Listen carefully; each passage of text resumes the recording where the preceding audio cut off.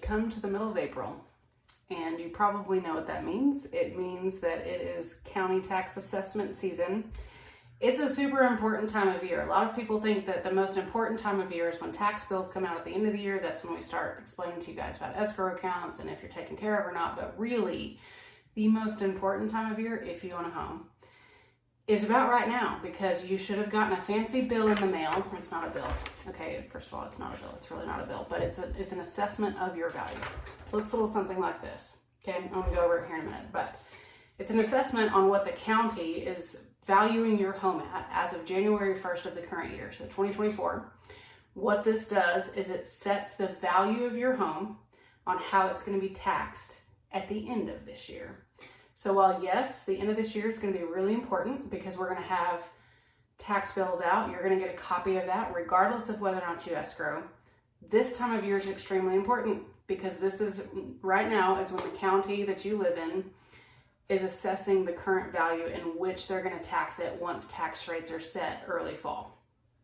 Especially here in Texas, where we're only taxed one time a year. There are other states like New Mexico, they pay tax twice a year. If you'll hear clicking in the back of the room, it's my dog. Anyway, so important time of the year. These assessment values have just gone out, okay, probably within the last 2 weeks. Here in Lubbock County, I know that everyone's gotten these.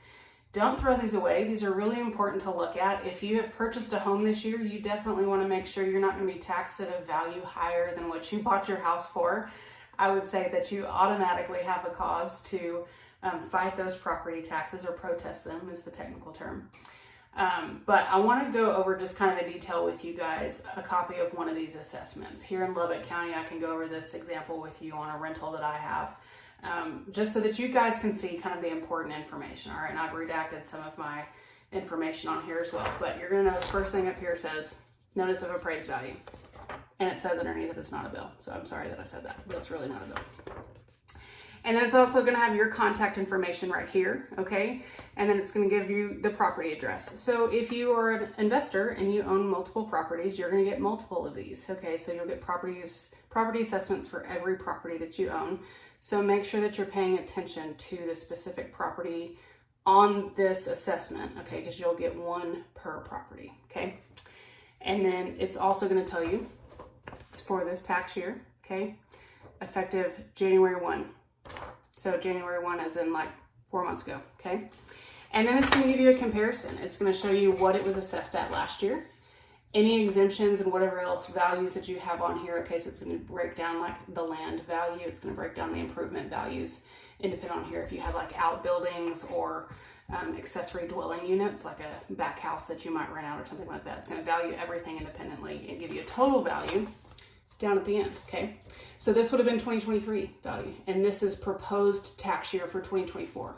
So you can see on this property, I had an increase, all right? So that's the important thing to look at. 2024 is what's important this year. Like I'm saying, that if you bought your house, especially within the last 12 months, I think that you definitely have grounds. If what they're going to tax you on, the county is going to tax you on, is higher than what you paid for that property in the last 12 months, you've probably got a really great case for protesting those taxes. You can get help with protesting several different ways. One, you can do it on your own. You can do it online. You can also go down to your county assessment office. You can call them directly, and they do actual hearings for these kinds of things. It's not nearly as intimidating as it sounds. You can ask your realtor to pull comp information for, especially if it's been a while since you have purchased your home, comp information for your neighborhood. You can also hire external services. I can recommend one to you that will actually fight these on your behalf, and your payment is just a portion of the taxes that you would have paid is what they take in payment. So that's an option too.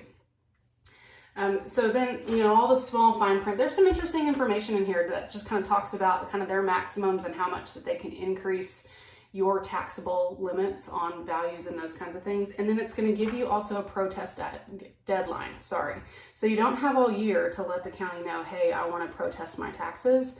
There's a specific period of time. Here in Lubbock County, you have to have it done by the 15th of May. So that's less than a month away, guys.